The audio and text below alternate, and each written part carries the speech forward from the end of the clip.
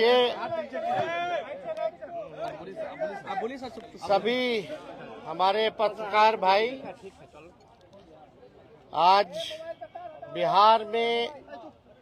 बिहार विधानसभा में बिहार का बजट जो है वो पेश किया गया है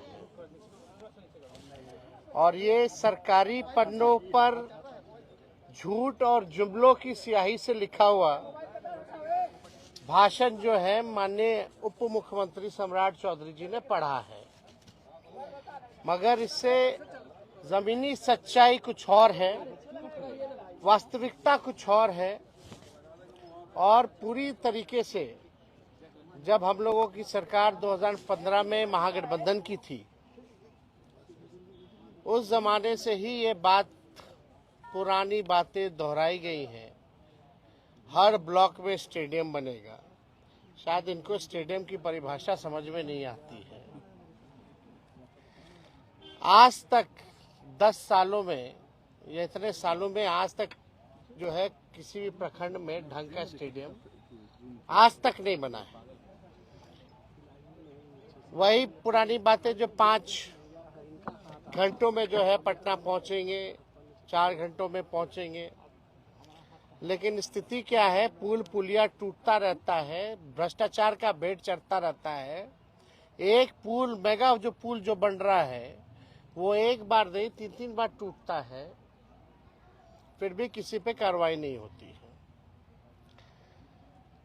हम लोगों को बिहार की चिंता है और इन लोगों को सरकार बचाने की चिंता है।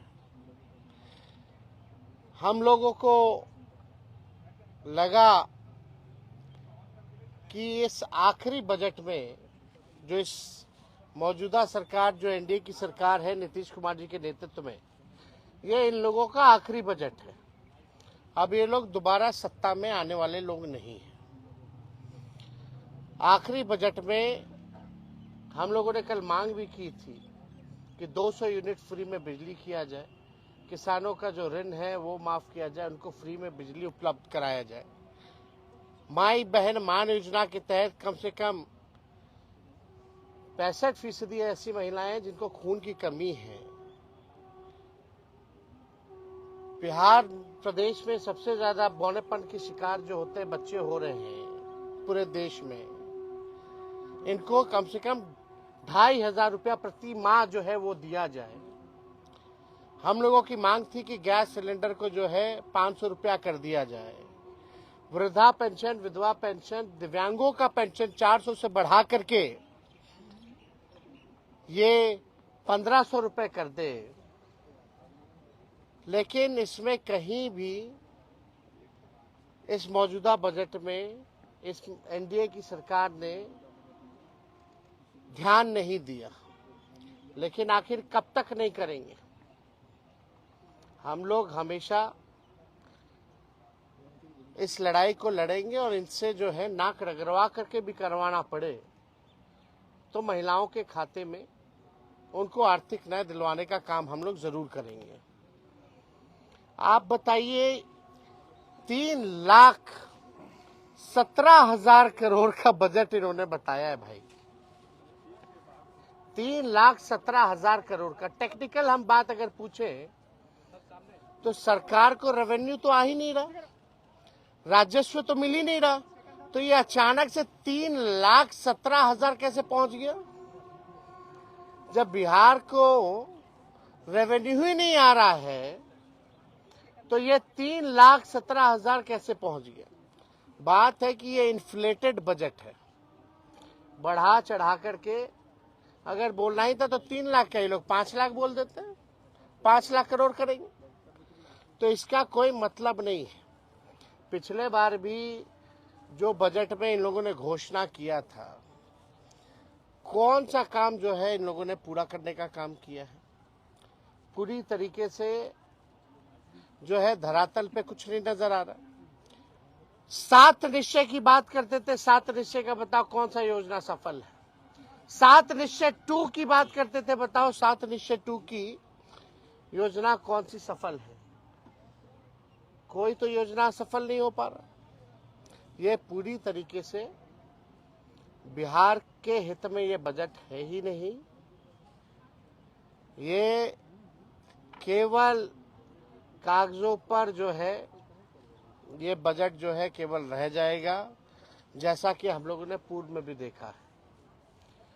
केंद्र सरकार ने धोखा दिया, बिहार के साथ सौतेला व्यवहार किया है। आप बताइए, बिहार में साक्षरता को बेहतर करेंगे कैसे, इस पे बजट में कोई प्रावधान नहीं है, बल्कि बिहार साक्षरता के मामले में सबसे फिसड्डी राज्य है। प्रति व्यक्ति आय बिहार सबसे पीछे है पूरे देश में। प्रति व्यक्ति निवेश बिहार जो है सबसे पीछे है। किसानों की आय में सबसे पीछे है। सबसे ज्यादा पलायन बिहार में है। सबसे ज्यादा गरीबी और बेरोजगारी बिहार में है। कहीं कारखाने खोलने की बात नहीं कही गई, कहीं फैक्ट्री लगाने की बात नहीं कही गई। कहीं भी आप देखिएगा नौकरी, रोजगार कैसे नौजवानों को उपलब्ध कराएंगे, इसकी बात नहीं की गई। कैसे पेपर लीक रोकेंगे, इसकी बात कहीं नहीं कही गई। पूरी तरीके से लॉ एंड ऑर्डर के बारे में कोई चर्चा नहीं, बल्कि अपराधी जो हैं आजकल प्रशासन के लोग जो है वो असुरक्षित महसूस कर रहे हैं। पुलिस कर्मियों को जो है मारा जा रहा है, कभी कौन माफिया मार दे रहा, सर फोड़ दे रहा, कभी गोली चला दे रहा। पुलिस का मॉडर्नाइजेशन कैसे हो, इसके बारे में कोई चर्चा इस बजट में नहीं है। पलायन को हम कैसे रोकेंगे, इसके बारे में कोई चर्चा नहीं। बंद चीनी मिल हो, जूट मिल हो, इसको कैसे खुलवाएंगे, इसके बारे में कोई चर्चा नहीं है। दिव्यांग भाइयों के बारे में कोई चर्चा नहीं है। महिलाओं को आर्थिक न्याय देने के बारे में कोई चर्चा नहीं है। ये हवाई फल्ला चीज चलाएंगे, फल्ला चीज चलाएंगे। अरे तुम बस चलाओगे, कुछ चलाओगे तो बताओ कितना बस चलाओगे, कहां से चलाओगे, कौन से शहरों में चलेगा, या कैसे ट्रेनिंग दिलवाइएगा, क्या है उसका। केवल हवाई नॉर्मल बिहार ट्रांसपोर्टेशन का बस तो चल नहीं पाता है। आप लोगों ने भी देखा होगा, बिहार में ट्रांसपोर्टेशन नाम की कोई चीज नहीं है।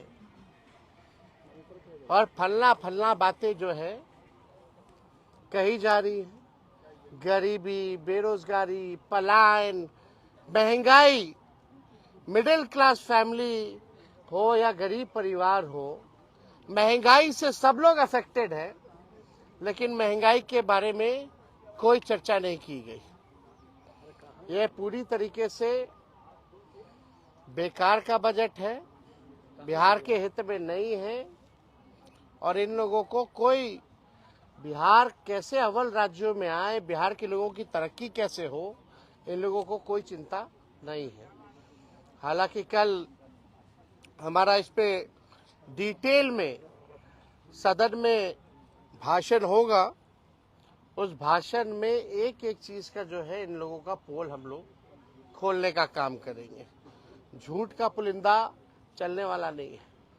हम तो अपेक्षा किए थे जरा बता देते कि गुजरात को क्या क्या मिला, भारत सरकार में क्या क्या गुजरात को दिया और क्या क्या बिहार को दिया, इसके बारे में भी चर्चा करनी चाहिए थी। बताना चाहिए था कि बिहार को केंद्र सरकार ने कितना दिया और गुजरात को कितना दिया। तो इसके बारे में कोई चर्चा नहीं। हालांकि अब इस सरकार से बिहार की जनता मायूस तो पहले से ही थी, और इस बजट के बाद ना उम्मीद और इस सरकार से विश्वास जो है लोगों का उठ चुका है। और आने वाले चुनाव में इन एनडीए के लोगों को बिहार की जनता जो है सबक सिखाने का काम करेगी। नीतीश जी तो गले लगा रहे हैं, नीतीश जी तो पूरा गले लगा रहे हैं। महिलाओं के लिए बीजेपी ने बाकी राज्यों में फ्रीबीज का ऐलान किया है। उम्मीद ये की जा रही थी कि बिहार में भी करेंगे, लेकिन आज के बजट में फ्रीबीज का ऐलान नहीं। तो आपको लगता है कि चुनाव नजदीक आएगा तब बीजेपी इसमें ऐलान करेगी? भैया हम लोग लगे हुए, हमने शुरू में भी प्रेस कॉन्फ्रेंस में कहा और हमने कल मांग भी की थी कि अगर माई बहन मान योजना का कॉपी भी करना तो कर लीजिए। हमने डेटा भी दिया था नेशनल हेल्थ का जो सर्वे जो हुआ था उसमें बिहार जो है महिलाओं को खून की कमियां हैं। 65% महिला बहुत बड़ा है। बच्चे जो पैदा होते हैं बौनेपन का शिकार हो जाते हैं, जो भविष्य है। महंगाई है, गरीबी है, इनको आर्थिक न्याय मिलना चाहिए। तो सरकार कितना भी कोशिश कर रहे हैं, हम लोगों को जो भी करना पड़े इन महिलाओं को आर्थिक न्याय दिलाने की, ये हम लोग हमेशा मजबूती ढंग से हम लोग जो है इस बात को मनवाएंगे।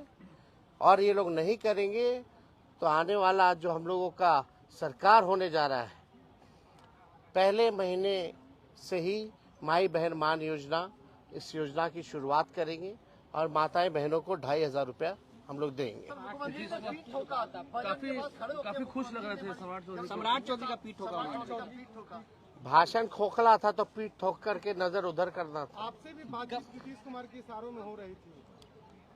कभी आपका भी पीठ ठोकते थे वो तो सबका जो जाता है उसी को बोलते हैं कि आप ही लोग है भविष्य।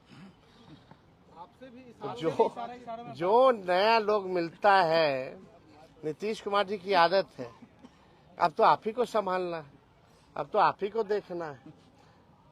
तो ये तो आदत है। अरे पीठ ठोके ना ठोके, इससे क्या फर्क पड़ने वाला है? आपको भूले नहीं है, आपसे भी इशारों में बातचीत हुई है। क्या वो तो हर किसी को इशारा करते रहते हैं। कभी मुंह चबा चबा करके कह रहे थे, हम बोला हम पल्स खा रहे दिखा रहे थे, हमको इशारा कर रहे थे काय मुंह चबा रहे हो। बड़ा नोटिस कर रहे थे हम पे। फिर हमने देखा है भाई पल्स, खाना खा के आए थे तो लंच करके आए थे तो हम पल्स लिए हुए थे, पल्स खा रहे थे। कोई बगल के एक मंत्री जो है नाक खोद रहे थे तो उनको भी नाक खोद करके दिखा रहे थे, कायला खोद रहे। तो ये तो मुख्यमंत्री जी की आदत है। अब इसमें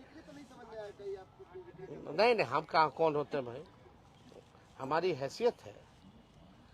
और ऐसा नीतीश जी जैसा कोई मिमिक्री कर सकता है क्या?